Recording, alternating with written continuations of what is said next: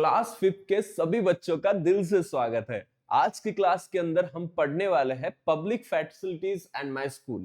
Public facilities क्या होती है?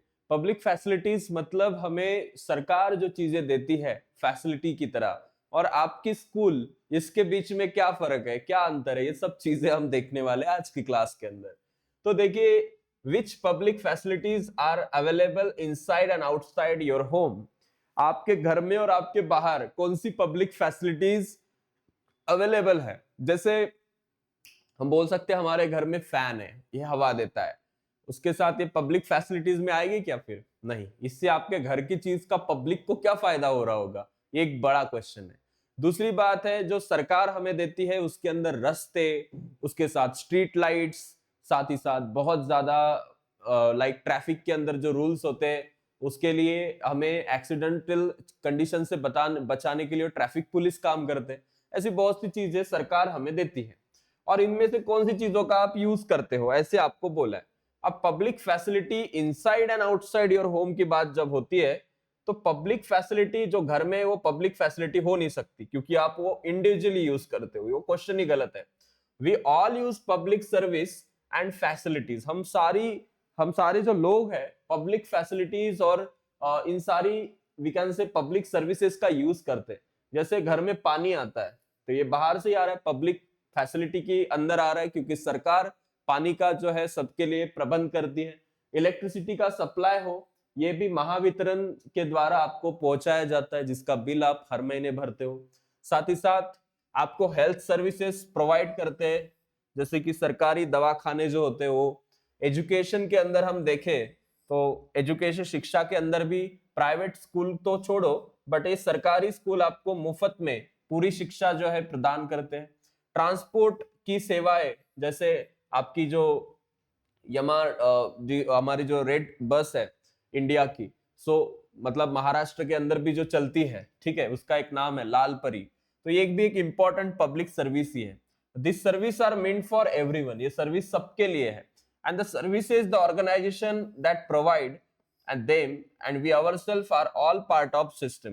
ये सारी सर्विसेज जो हमारे तक पहुंचती है, इन सब चीजों का जब हम यूज करते हैं, इन सारी चीजों का we can say the part of a system. Our school is also part of that system. हमारा स्कूल भी एक पब्लिक फैसिलिटी के ही एक पार्ट का मतलब इसका ही एक पार्ट है। अब हम देखते हैं, पुट राइट करना है हमें in front of the services available at your school. आपके स्कूल में इसमें से कौन कौन सी चीजें अवेलेबल है, उसके ऊपर हम राइट टिक करेंगे। सफिशिएंट क्लासरूम है क्या, तो आप बताओगे है, तो है।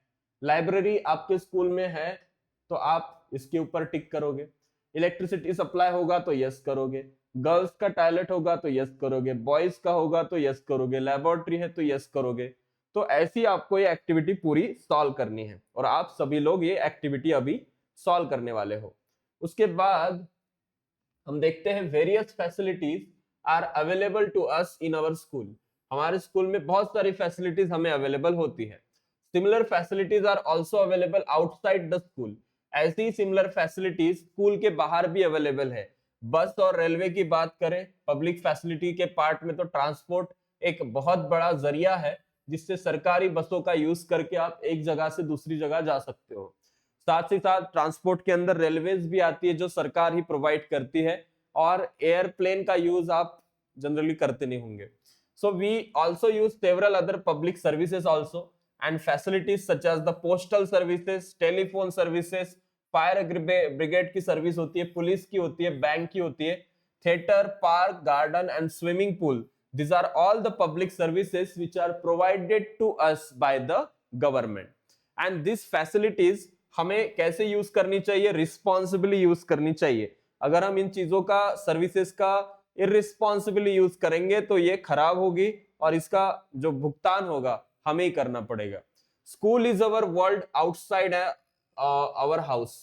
ठीक है, एक स्कूल जो है ये हमारा एक दुनिया का तरीका होता है, जो कि हमारे घर के बाहर होता है।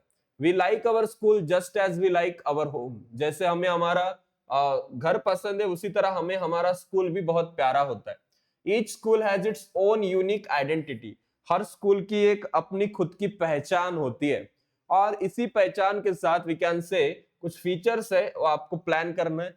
आपके स्कूल का नाम क्या होगा, वो कब इस्टेब्लिश हुआ, उसके फाउंडर कौन है, उसका मोटो क्या है, exactly we can say etcetera, ये सारी चीजें आप इसमें डाल सकते हो।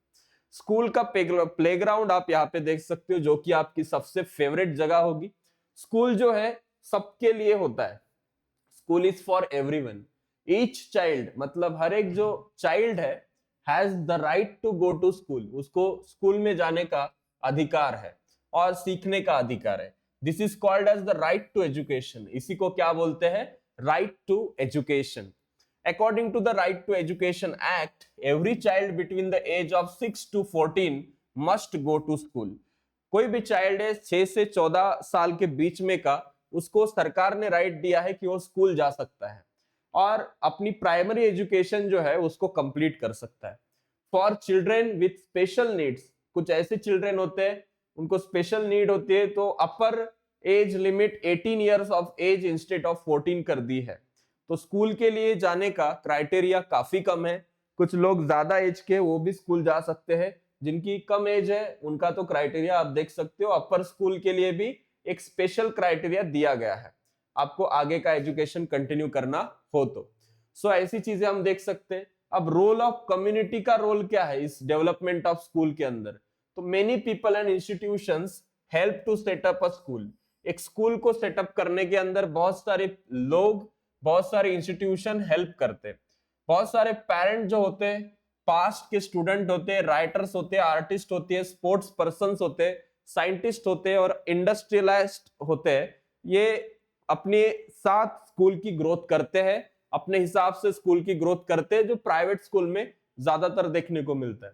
अ school is given assistance in the construction of classrooms. Okay, school को क्लासरूम बनाने के अंदर मदद की जाती है कंस्ट्रक्शन के लिए। साथ ही साथ हम देखते हैं libraries, laboratories and procurement of sports equipment by various sections of society. Society के सेक्शंस के अंदर बहुत से जो लोग हैं ये स्कूल के डेवलपमेंट के अंदर अपना जो है हाथ बार लगाते हैं। And the community has a role in the development of school. School को डेवलप करने के लिए अंदर पूरे कम्युनिटी का हाथ इसमें होता है। लाइब्रेरी बनानी हो, एस्ट्रोनॉमिकल सेंटर बनाना हो, ऐसी चीजों के अंदर। अब हमें डिस्कस करना है पढ़ने के बाद। देखिए, the problem in our order to develop habit of cleanliness among the people, the children of a school become agents of cleanliness. Backed by school, they launched a cleanliness drive in the village. They prepared posters asking people not to spit. अब ये सारी चीजें जो है ग्राम स्वच्छता के अंदर आती है। जैसे गांव के अंदर कचरा होता है, क्लीनलीनेस करना बहुत जरूरी है, तो स्ट्रीट प्लेज, नाटक वगैरह करके लोगों को आप कन्विंस कर सकते हो। स्वच्छ भारत करने के लिए गांव को अवार्ड भी मिलता है। अगर आप अच्छे से गांव को क्लीन रखोगे, हमेशा से ऐसा ही रखोगे, तो आपके गांव को क्या मिलता है, अवार्ड भी इसके अंदर दिया जाता है।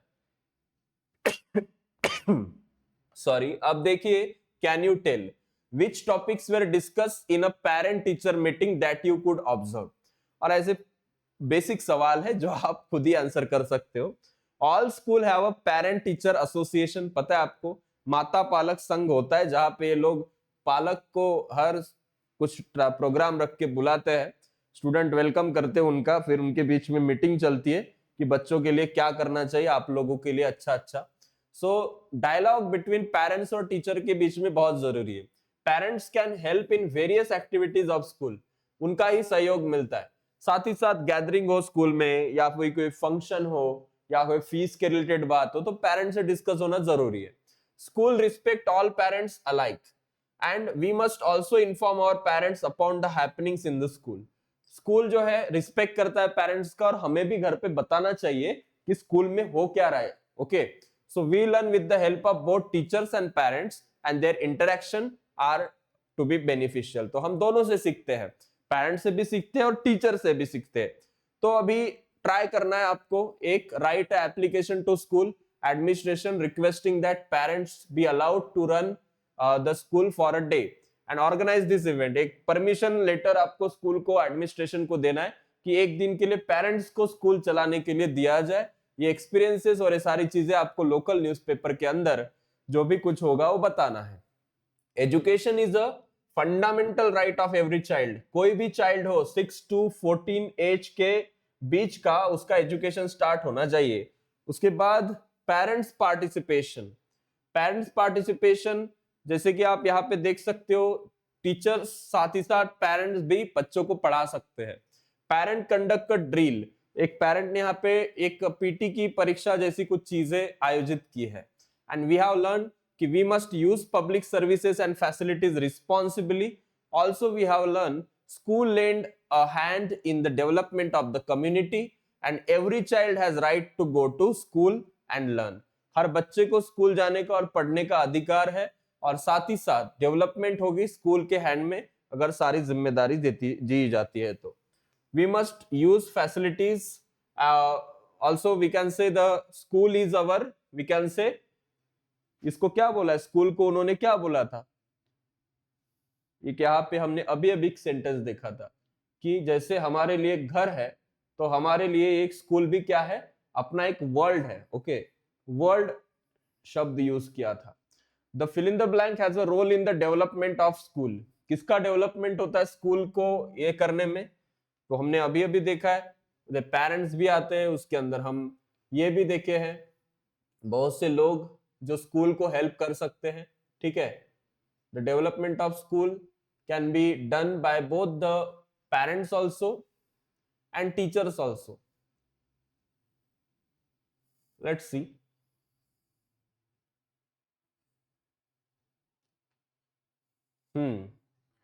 Role of community. Okay, community का रोल होता है स्कूल को डेवलपमेंट करने में। ठीक है, तो कम्युनिटी आएगा।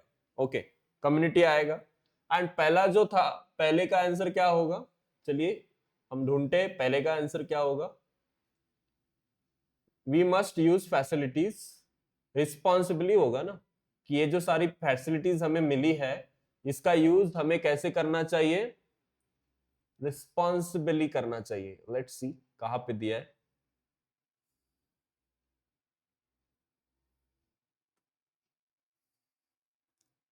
रिस्पॉन्सिबली, यस यहीं पे है, मिल गया। तो ये हम ये सारी चीजें कैसे यूज करनी चाहिए, responsibly. So thank you so much. इसकी एक्सरसाइज आपके लिए होमवर्क है, और ये सारे सवाल आप एक एक सेंटेंस में ही कर सकते हो, इसके लिए आप इस QR कोड का इस्तेमाल कर सकते हो। So thank you so much, मिलते हैं अगली क्लास के अंदर। और आपके जितने भी डाउट्स इस चैप्टर के रिलेटेड है वो कमेंट बॉक्स में जरूर डालें, और कोई भी क्वेश्चन हो जरूर पूछें।